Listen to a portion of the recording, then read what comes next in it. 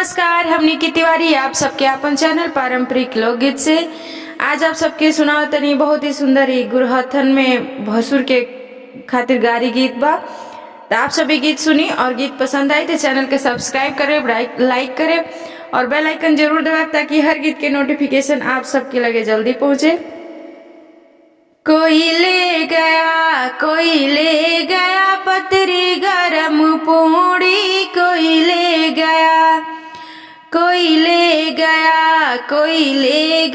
पतरी गरम पूड़ी, कोई ले गया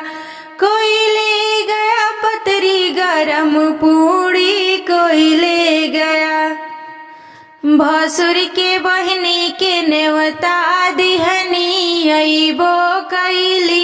खइबो कैली चार चार गो पूड़ी चोरइबो कैली, कोई ले गया पतरी गरम पूड़ी, कोई ले गया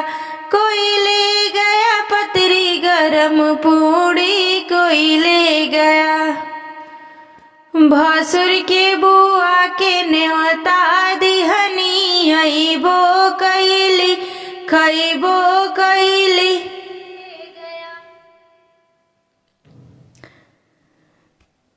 जाए के बेर कुछ दियो ना गली, कोई ले गया पतरी गरम पूड़ी, कोई ले गया पतरी गरम पूड़ी, कोई ले गया। भसुर के मौसी के नेवता दिहनी, खइबो कैली जाए के बेरी कुछ दियो ना गली, कोई ले गया